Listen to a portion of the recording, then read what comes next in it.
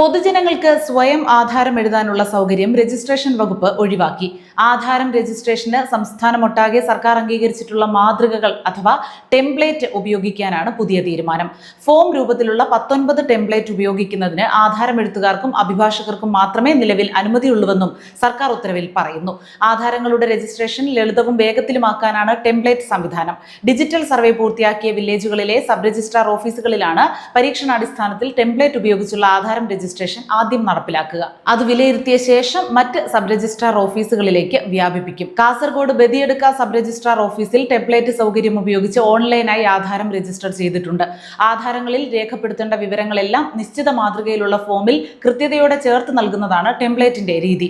അധിക വിവരങ്ങൾ ഉണ്ടെങ്കിൽ അത് രേഖപ്പെടുത്താൻ പ്രത്യേക സ്ഥലവും ഉണ്ടാകും. ഇതെല്ലാം ചേർത്ത് ഓൺലൈൻ മുഖേന സബ് രജിസ്ട്രാർക്ക് സമർപ്പിച്ച് ഈ സ്റ്റാമ്പിംഗ് സംവിധാനത്തിലൂടെ സ്റ്റാമ്പ് ഡ്യൂട്ടിയും രജിസ്ട്രേഷൻ ഫീസും ഒടുക്കിയാൽ രജിസ്ട്രേഷൻ പൂർത്തിയാകും. ആധാരം എഴുത്തുകാർ മുഖേനയാകും ഇതെല്ലാം നടപ്പാക്കുക. രജിസ്ട്രാർ ഓഫീസുകളിലെ അഴിമതിയും ആധാരം എഴുത്തിലെ അമിത ഫീസും തടയാനും രജിസ്ട്രേഷൻ നടപടി സുതാര്യമാക്കാനും 2016 പൊതുജനങ്ങൾക്കും സ്വന്തമായി ആധാരം എഴുതാമെന്ന് സർക്കാർ ഉത്തരവിറക്കിയത്. രജിസ്ട്രേഷൻ വകുപ്പിന്റെ വെബ്സൈറ്റിൽ ആധാരം സ്വയം തയ്യാറാക്കുന്നതിനുള്ള മാതൃകയും ഉണ്ടായിരുന്നു. എന്നാൽ 9 വർഷത്തിനിടെ 10,000-ൽ താഴെ പേർ മാത്രമേ ഇത് പ്രയോജനപ്പെടുത്തിയുള്ളൂ. ആധാരം സ്വയം തയ്യാറാക്കുന്നത് നിർത്തണമെന്ന് ആധാരം എഴുത്തുകാർ നിരന്തരം ആവശ്യപ്പെട്ടു വരികയായിരുന്നു.